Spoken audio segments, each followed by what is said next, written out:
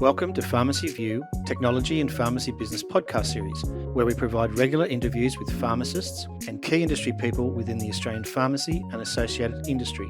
In each podcast, we look to discuss aspects of pharmacy operation and how technology is improving or interacting with each guest's current role or pharmacy-related business.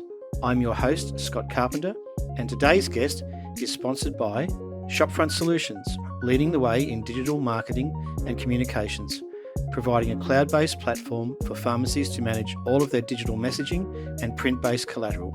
For more information on the Shopfront Solutions digital platform, simply go to the website at shopfrontsolutions.com.au. Welcome to Pharmacy View, Technology and Business podcast series, where I'm talking today with Norman Thurecht from Pitcher Partners. Welcome, Norman. Hi, Scott. Thanks for having me. Oh, it's a pleasure. It's been a while since we've seen each other, but it's always good to kind of catch up with people that we've known, I guess, through our time in the pharmacy industry. Now, our association in the pharmacy industry goes back many years to your Johnson Rourke days, was when I think I first met you. But for anyone listening today that may not know your background, who is Norman Thurecht? Thanks, Scott. Well, for those listening, I'm an accountant by trade. I studied accounting at Griffith Uni in Queensland and did some postgrad study at QUT.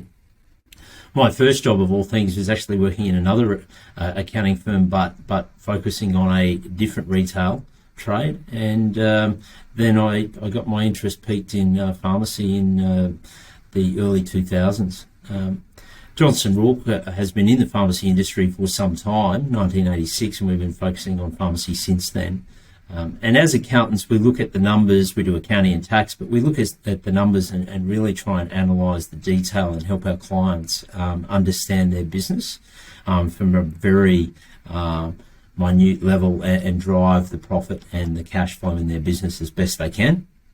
And also focus on the strategic opportunities of each business, whether that be competitive advantage or location or whatever it might be. So we spend a lot of time looking at the data and as well as doing accounting and tax. From that perspective, yeah. And look, certainly I continually watch you and a couple of your associates' posts on LinkedIn.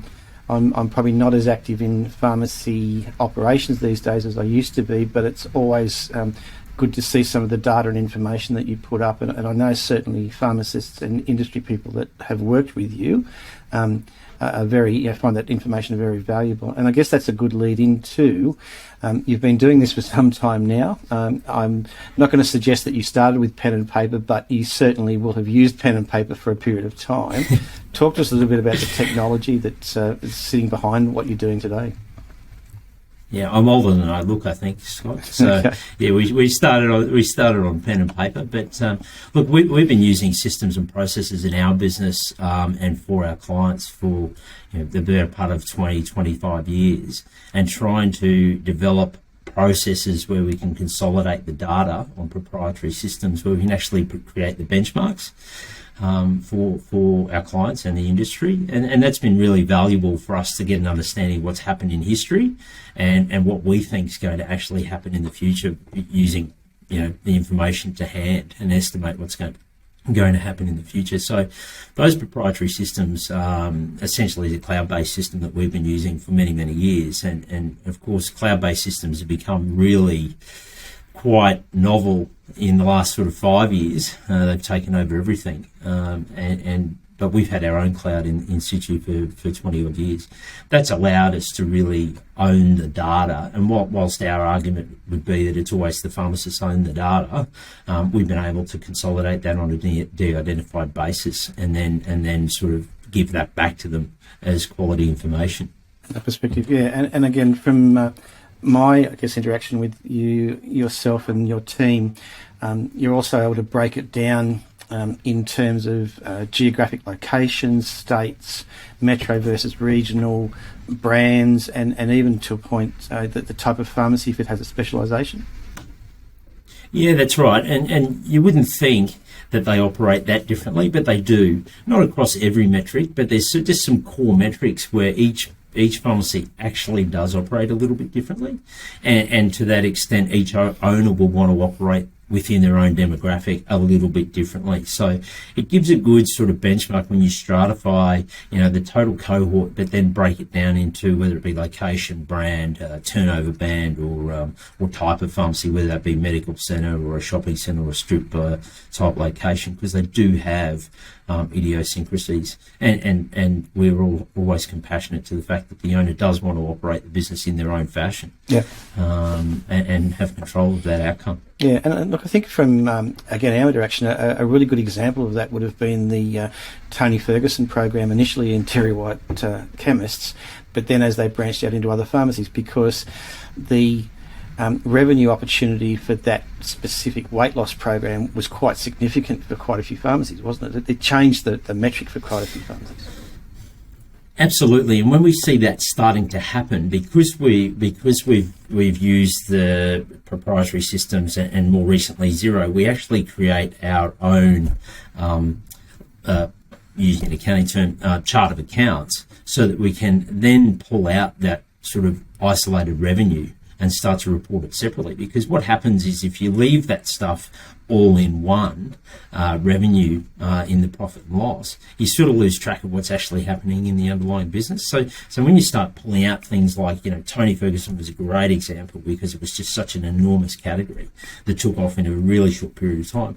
But in more recent times, we've seen quite a lot of growth in we saw high-cost molecules come in. Yep. They really took off in 2017, 18, 19. They've come off a bit now, but they're still there in a lot of pharmacies. And the other ones, there's a few other categories like facility packing, and there's also CPAP and sleep apnea type of categories that are big contributors to some pharmacies that we really want to pull out and isolate and understand what's happening within that category, but also what's happening in the balance of the business. Because what happened if we just again pick on Tony Ferguson, what happened with a lot of businesses is it sort of took the focus off the rest of the business. We had this bright, shiny pink thing that was really creating a lot of activity in the pharmacy, and then the focus was lost off the balance of the business. And by reporting it differently or separately, you can actually pull it apart and say, hey, look what's happening over there in the rest of the business, as it just sort of flattened out a little bit.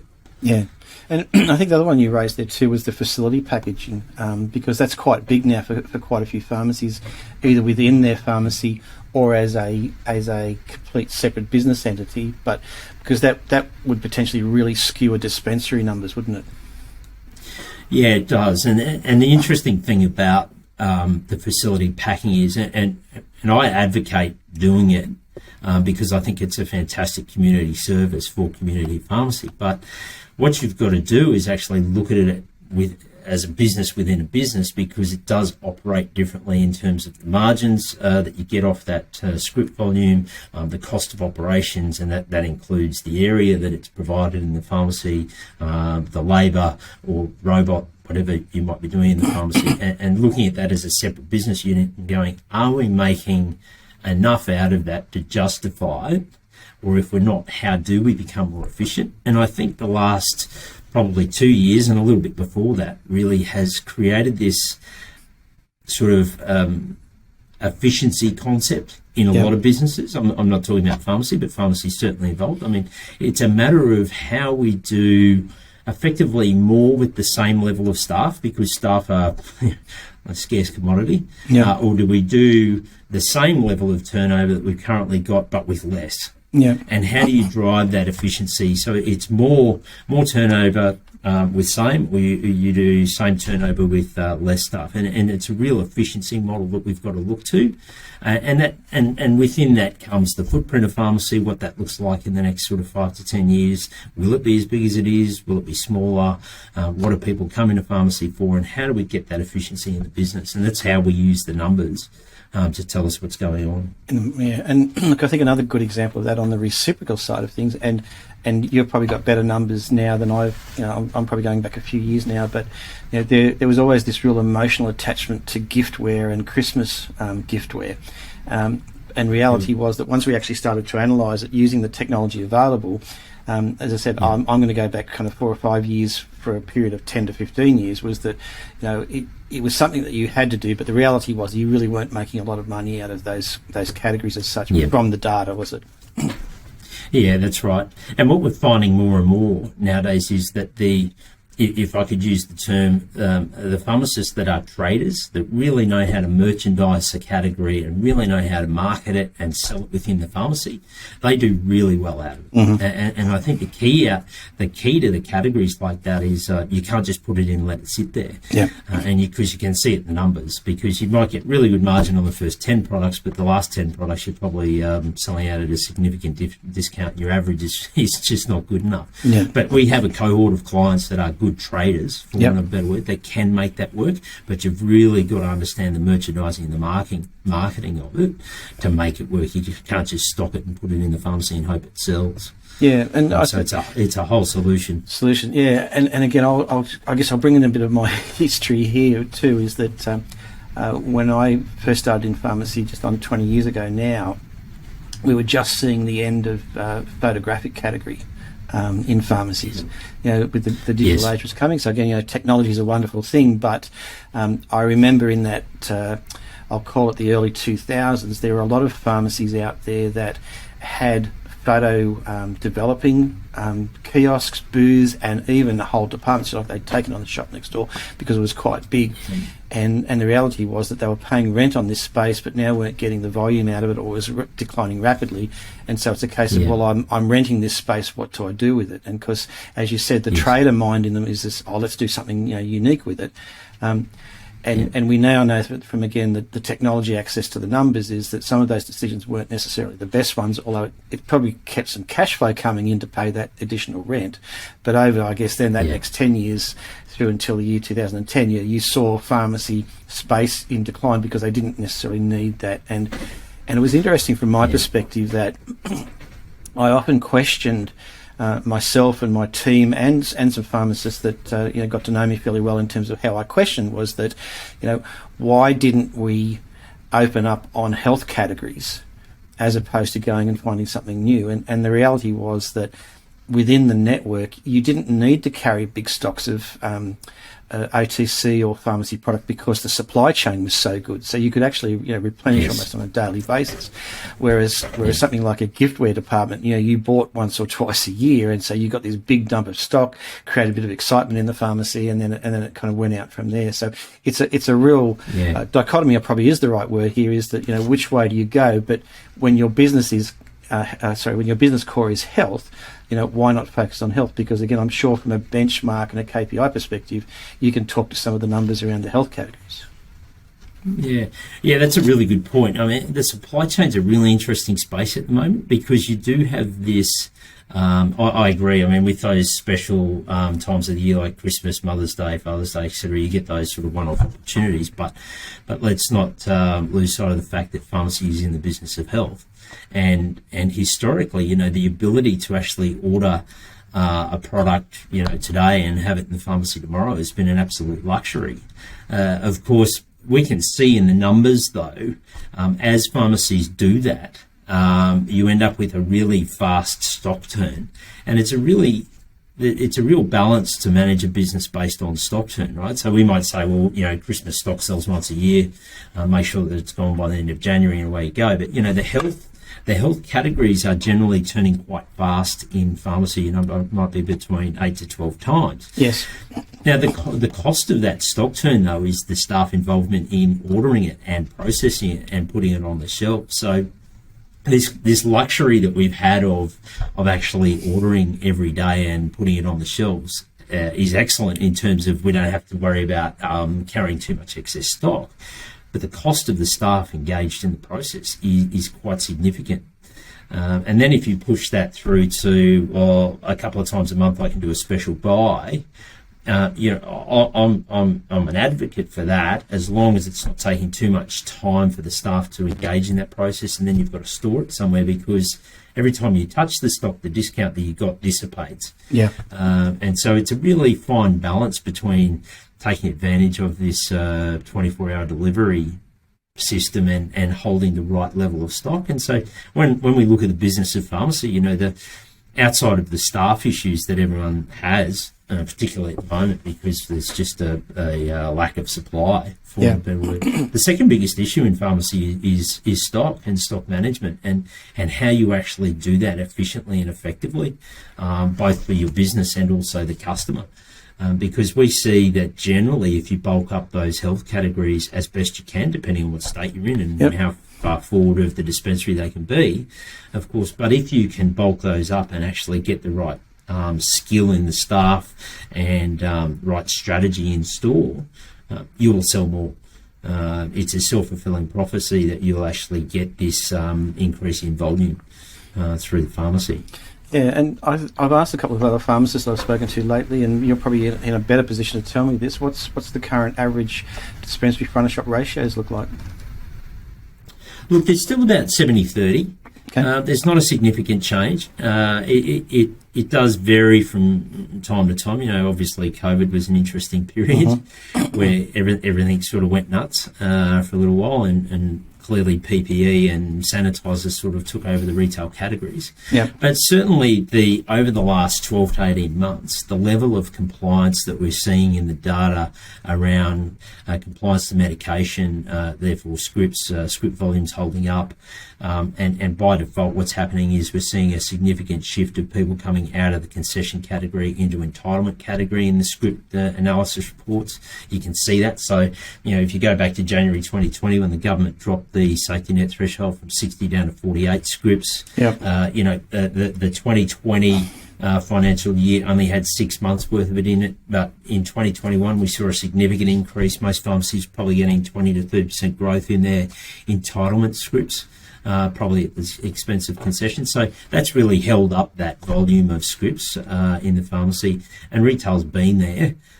Ticking along, but again, dependent on location. Pharmacies in shopping centres or locations that were impacted by COVID, for want of a better word, by exposure sites, rather, their retail really suffered because the discretionary spend wasn't there. People weren't going to the pharmacy, and or during lockdown periods, depending on where pharmacies were around the country, peppered around the country, people weren't going out, so they weren't buying anything other than medication, and I think that's really highlighted to me in the last 2 years what the business of pharmacy is about as we look at the numbers, because I'm not sure how long it's going to take for those sales to return.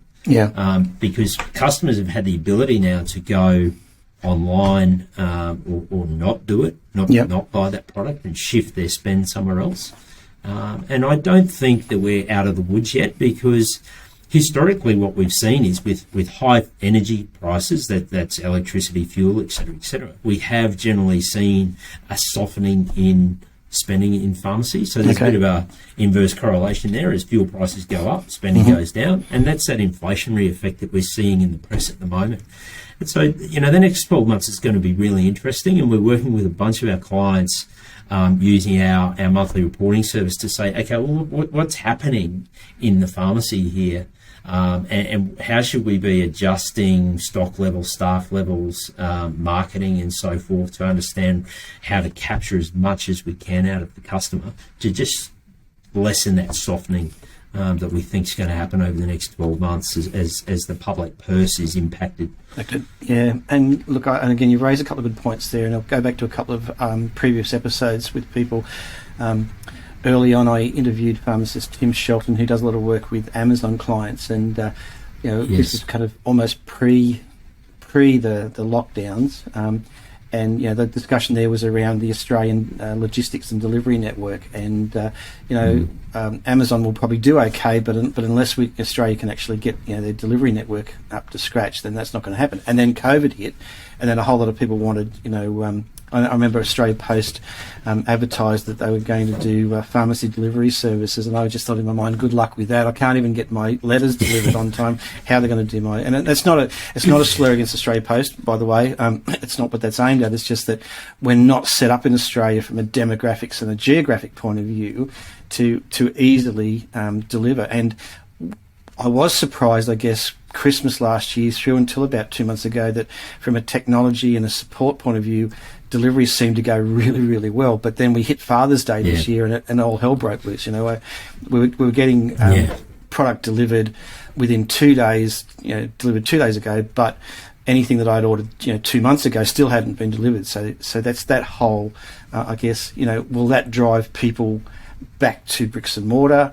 Will that drive pharmacy people back into their pharmacies? And I think the other thing I saw too was there's no doubt in my mind that if you were a large retail pharmacy in a mainstream shopping centre, a Westfield, something like that, you potentially weren't getting the traffic. But what I did become aware of is that if you're a pharmacy owner in a mid-sized suburban shopping centre or even a standalone pharmacy, you still seem to be doing reasonably okay. Is that, or has that been the trend that you've seen? Yeah, absolutely. And at the core of community pharmacy, what that's really highlighting is that top of the list for most customers is convenience. Yeah, it's getting in and out, a nice clean environment, it's speed and access. And so you really, the pharmacies that are in the most convenient locations are the ones that are winning, for want of a better word.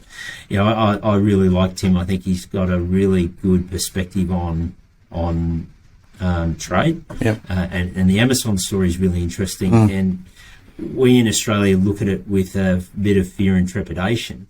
The one thing we've got here is an interesting spread of our demographic. When you look in America and Europe, where Amazon seems to go quite well, they've got quite densely populated areas. Correct. And we're a lot more dispersed. You were talking about logistics. I mean, the online thing is going to be there without a doubt. Will the penetration be as great as Europe and the US? Time will tell. But certainly the logistics here is just a completely different kettle of fish. Yeah. Well, again, I think... And I don't know if we'll get it right. Well, again, I'm sure you saw the news. We were basically being told on the weekend that if you hadn't ordered it now, it was unlikely to get delivered. Although I did notice that you would still get delivery if you now took Express Post, which is obviously a premium service at a premium price. So that's right. You mentioned before the CPAP program, and it's interesting. I'm releasing a podcast today with pharmacist Nada Mitri, who works for pharma programs. And again, without going into the specific program, what's the trend that you're seeing in terms of revenue from these ancillary health programs? Is that growing? Is it stable? Where do you see that heading? Yeah, it's definitely growing. Those pharmacies that focus on it are doing a sensational job of identifying the customer, working with the customer, but it's not easy. Yep. It's clear to me that they are putting the time, energy and effort into it. Some pharmacists have an absolute passion for it and are focused on it. And to be fair, the CPAP or sleep apnea category is enormous. Yeah. But part of the battle is actually identify the customer and actually have them acknowledge the issue and then go and get the test. Yeah. So there's a lot of time in that, and some clients say, well, that's we don't have the time for that. I get that, but it's reflected in the margin that they get on the product at the other end. So you're not getting paid necessarily for your time up front, but it's the journey that you're taking the customer on, and probably 9 times out of 10, 8-9 times out of 10, you've got a customer for life there. Yes. Because once they're in the program, for want of a better word, and they're on the solution, well, they've probably never had a better night's sleep. Yeah. And they're thanking you for it. So it's a wonderful opportunity, but don't go into it thinking it's just product on a shelf. No, well, it probably ties back to that conversation we had a little bit earlier on around it's the resource time allocated to it. But again, from a historical point of view, we probably wouldn't think twice. We might think twice about getting involved in giftware and Christmas giftware, not really understanding the time and effort that a pharmacy assistant or a retail manager has to actually get involved with from that perspective. But if we go back to what is the core health programs, there's quite substantial amounts of remuneration and revenue available today in these health programs, and potentially more than you might have got out of a Christmas giftware arena. Yeah, absolutely. And we speak to pharmacists all over the country, and it's really interesting when we start asking questions about what services they have. And not only that, but what they charge for that service. Yeah. Because it's got value. It's got real tangible value to the customer. And so I'm a huge fan of actually justifying the value. Yep. And that could be anything from $20 to $100. I'm not fixed on any particular price point, but it's valuing your time. Yeah. It's a really interesting time at the moment. If you go into the supermarket, the price of meat's almost doubled and fruit and veg is almost doubled. Yeah. We're not seeing that in pharmacy yet. The supply chain's probably under pressure, but not too many people are pushing their prices up. No.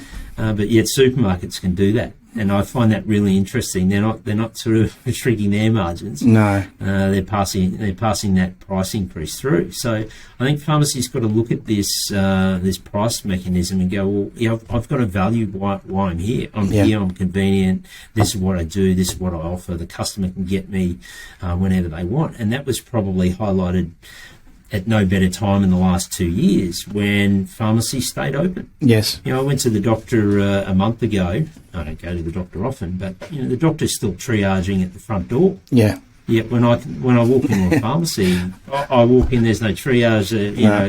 I'm not saying COVID, but there's no checks and balances. Whereas the doctor's still doing it, and it's been intense. Yeah. Even though we haven't even got a case here at the time in Queensland, it was just bizarre.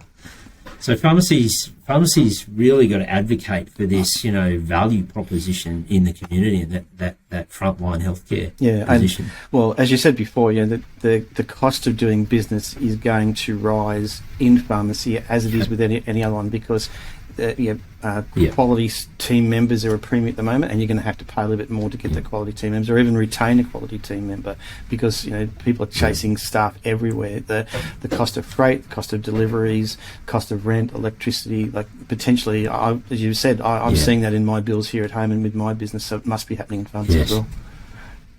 Yeah, that's right. And wages are a really interesting topic because historically, being accountants, we all focus on costs. Yes. You can look at it as a cost or investment, right? So we measure the metric of wages, sales to sales or to gross profit. But we also look at the number of full-time equivalents in the business and say, okay, what's optimal here? And then we look at the cost of those full-time equivalents. And what's been really evident over the last 12 months is that pharmacists are tired. And I'm really compassionate to that. They wear lots of hats. The customer facing, their IT, their HR. They do a lot of things. And so what's happening out there at the moment is in our view, it's okay to carry a little bit of slack on the roster because everyone's getting a bit tired. Yeah. And everyone needs a little bit of a break.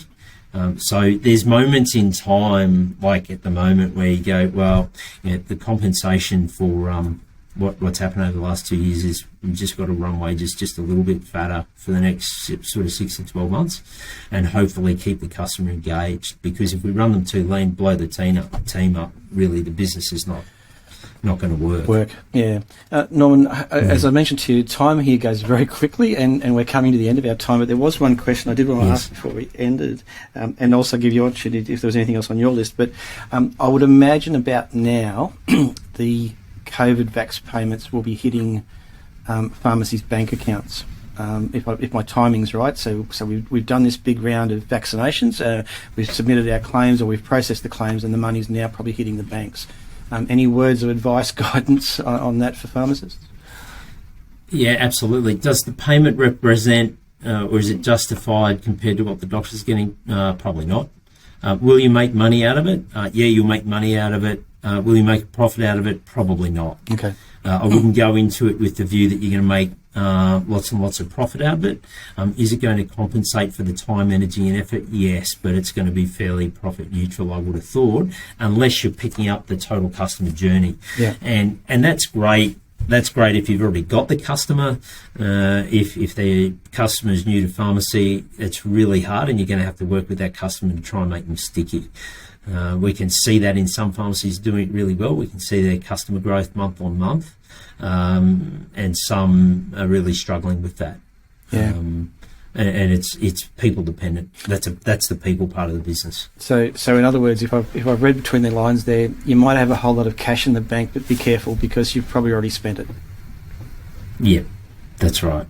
Yeah. That's right. And again, to the point where I started, show that separately in profit and loss. actually understand that revenue stream, what you're getting, and don't just wash it in with other income, like actually analyse the business, because the cohort of clients that we have using our monthly Pharmacy CFO program are the better performing cohort. Yeah. That because they're looking at the numbers every month, they're looking at benchmark reports, they understand how much they're getting from COVAX payments, they're understanding how much they're getting of the PPI income, they're understanding what the cost of labour is against that, they're understanding all these other opportunities in the pharmacy. And look, I haven't never come across a pharmacy without an opportunity. Yep. They've all got opportunities in them of some sort. And it's not until you start looking at the numbers that you find them. So every pharmacy is an opportunity, but to be better than average, you've got to start somewhere. That's it. Yeah, Norman, I'll as I do with all of my guests, I'll include your LinkedIn and website details in the show notes so that people can get in contact with you. Was there anything else on your list that you wanted to cover off before we wrap up? No, it's been great chatting to you, Scott. Really good conversation, and I appreciate the opportunity, and always like listening to your podcast series. No so thank you. Thanks very much. Great to chat with you, Norman. Thanks for your time today. That's great. Thanks, Scott.